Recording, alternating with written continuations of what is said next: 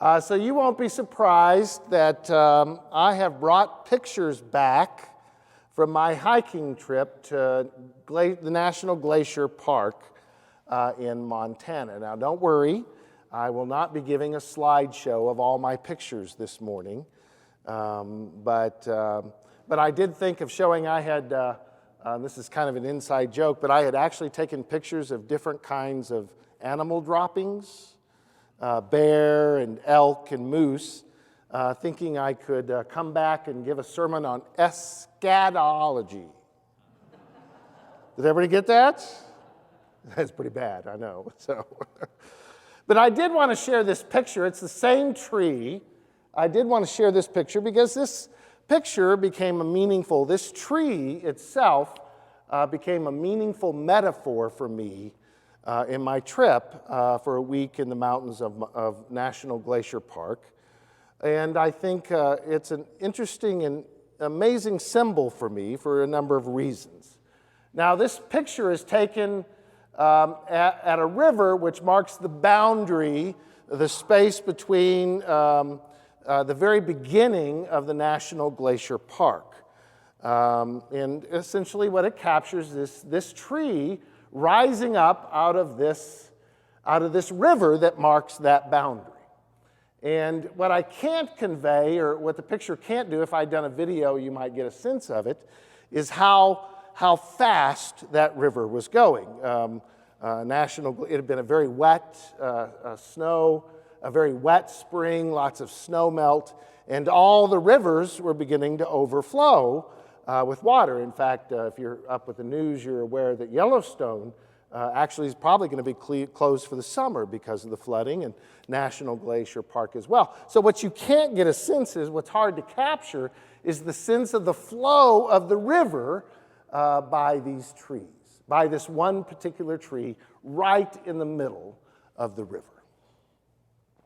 And I think part of the reason I was struck by this tree, not that it was particularly noticeable, part of the reason was a question it raised for me as I encountered this tree, is how did it survive being in the middle of this flowing, crashing river, the boundary of the Glacier Park, the rushing water flowing by it? How does this tree not only survive, but it seems to prosper? That was the question when I saw it that struck me, why I took a picture of it. And as I said, our guide had taken us to this river the very first day we got there, in part to kind of reflect on that sense of being at the boundaries of things, that boundary between the park and the rest of the world. And I think to make a point that we're entering a new space, that we're leaving the old behind, our normal busy lives, in order to enter, and I must be honest, a world of beauty and wonder and awe, a place of God's presence. The river, in a way, was a liminal space, a marker between what was and what could be. And as I reflected on it, the tree itself represented for me my own small, simple life. I feel like that tree and the river of this world and the vagaries of this world rushing by, crashing, flowing around me, uncontrollable and frightening in its power. The river, in some ways, was the world flooding my and our lives. The crashing of school shootings, the horrible things that happen in the world, the craziness of the world we live in. And presented a question for me: how do I survive? How do we survive, us trees in the middle of this river? How do we survive and grow and prosper? Because the truth is, every single one of us live in those liminal spaces, what is and what is to come. The spaces between the ordinary and the very sacred, the spaces between what's possible and what's impossible. It might simply be where we are in our lives. We all live in those liminal places, the liminal space of graduating from high school or college, what is and what is about to come, or maybe the liminal space, maybe eagerly awaited by parents who are facing empty nests, right? What was and what is about to come. And we live on those boundaries between what is and what is about to come, whether it might be a pregnancy or an upcoming marriage or even a retirement or leaving a job. We live on those boundaries. We live in those spaces. And what struck me is that the story of the man possessed by demons is he too lives in that boundary, that limit of his own society. His illness, his spiritual condition causes him to live in tombs, we're told. Most visible boundary between death and life. He's chained, he's feared, he frightens everyone around him. That is until he encounters God's love and grace in the person of Jesus Christ, who comes up to him and simply asks him, "What's your name?" And in this simple and direct encounter with Jesus, the man possessed by many demons, living in the tombs, chained and shackled, is set free. Set free to a new life of freedom, of joy, and of possibility. What a great story, right? It's amazing. And that's why it's always bothered me in this story. I mean, there's often odd details. Why does God take it out on the pigs, right?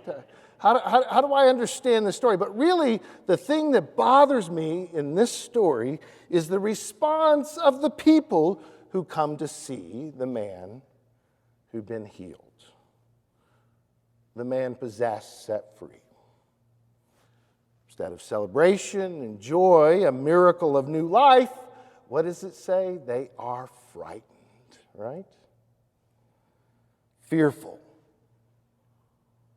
Instead of dancing with Jesus, they say, "You ought to leave, buddy," right?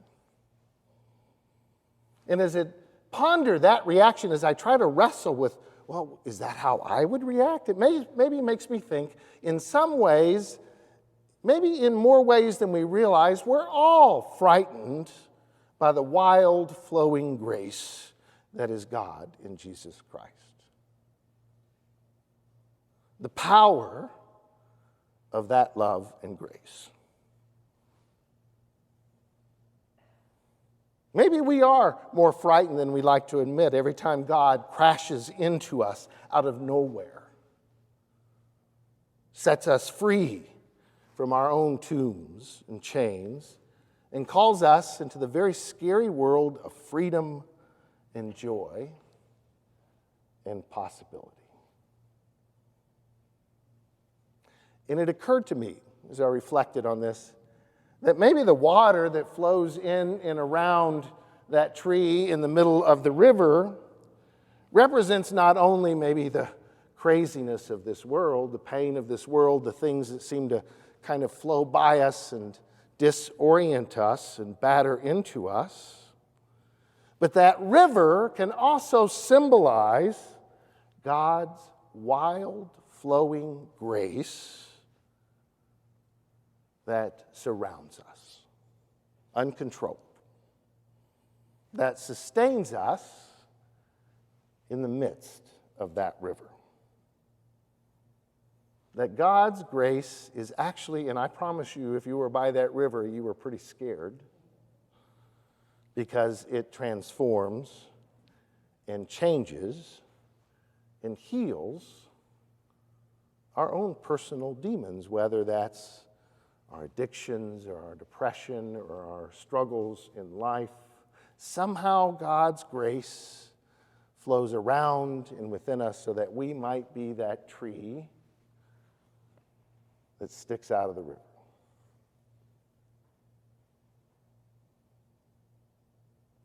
Today, as we've said, is Juneteenth. And if you're unaware of this day, this date, June 19th, 1865, was the day that the Union Army arrived in Galveston, Texas, to read a proclamation that all African American slaves had been freed. Now, though the Emancipation Proclamation had been given in January of 1863, it took over 2 years for the good news of that emancipation to come to those slaves in Galveston, to arrive there in Texas to tell them they have been set free. And to be honest, I grew up in Texas and never heard of Juneteenth until I was much older. But I try to imagine what it must have felt like for those African Americans who lived in that liminal space of being free but not yet free. What it must have felt like to receive the news that they were no longer slaves. To imagine, here were a people who for generations from father to grandfather to great-grandfather had lived chained, enslaved. And imagine hearing the news, this amazing experience of grace, to have been without much hope at all, without much possibility to hear the good news that you're free. What it must have felt like to have lived into that joy. And that's the kind of joy we're supposed to remember, isn't it? Now, we're not naive enough to believe that we still don't live in that liminal space, right? That boundary between freedom announced in 1865, that it's still not yet complete. We continue to wrestle with the legacy of slavery as a country, as a people. We continue to wrestle with, if you will, demons of racism and prejudice and anger and hate in a world still yearning to be set free from that particular demon.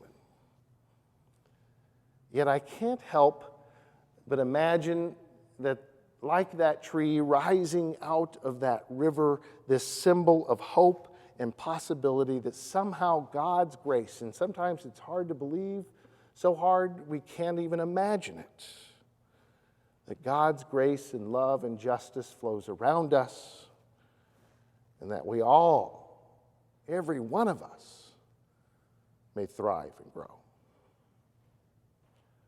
To God be the glory this day and forevermore. Amen.